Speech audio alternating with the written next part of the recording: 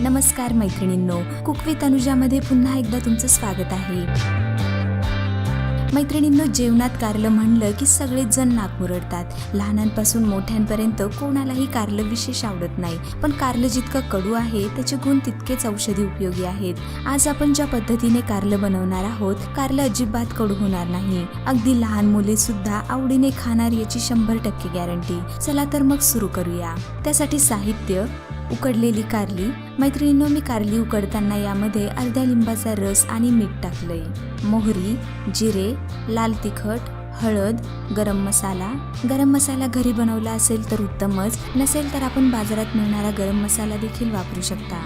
बारीक चिरलेला कांदा पाऊण वाटी, 1 चमचा छोले मसाला, लसूण, खोबरं व आल्याचं वाटण, कढीपत्ता, कोथिंबीर, 1 वाटी भाजलेल्या शेंगदाण्याचा कूट। चला तर आता फोडणी देऊया। सर्वप्रथम तापलेल्या तेलात मोहरी, जिरे, कढीपत्ता टाकून घेऊ। यामध्ये बारीक चिरलेला कांदा घालून घेऊया। यामध्ये हळदही घालून घेऊ। मैत्रिणींनो, लक्षात ठेवा, कोणतीही भाजी करताना जेव्हा तुम्ही कांदा परतत असता तेव्हा हा कांदा परतत असतानाच हळद टाकल्यास कांदा व्यवस्थित परतला जातो आणि कांदा करपतही नाही। आपण पाहू शकता कांदा व्यवस्थित परतला आहे। आता यामध्ये कच्चं खोबरं, लसूण व आल्याचं केलेलं वाटण घालून घेऊया। थोडंसं परतून घेऊन यामध्ये लाल तिखट टाकून घेऊ। पुन्हा एकदा हे मिश्रण 2 मिनिटे परतून घ्यायचंय।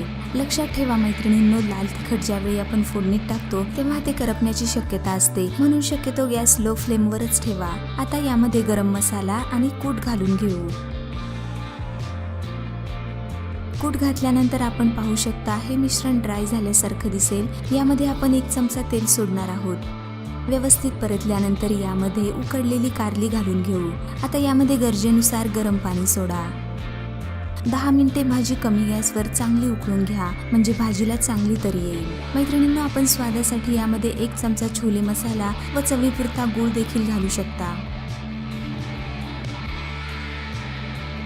तयार आहे खमंग, रुचकर व अजिबात कडू न लागणारी कारल्याची चटकदार भाजी। मैत्रिणींनो, रेसिपी आवडल्यास व्हिडिओला लाईक करा आणि रेसिपी नक्की करून बघा आणि कमेंट सेक्शनमध्ये जरूर नोंदवा आपण आमचा हा व्हिडिओ कोणत्या जिल्ह्यातून, कोणत्या शहरातून पाहत आहात। मैत्रिणींनो, आपली एक कमेंट आमच्यासाठी मैलाचा दगड असते। आम्ही रेसिपी आधारित आपल्या कमेंट्सना उत्तर नक्कीच देऊ। चॅनलला शेअर, सबस्क्राईब करण्यास विसरू नका। धन्यवाद।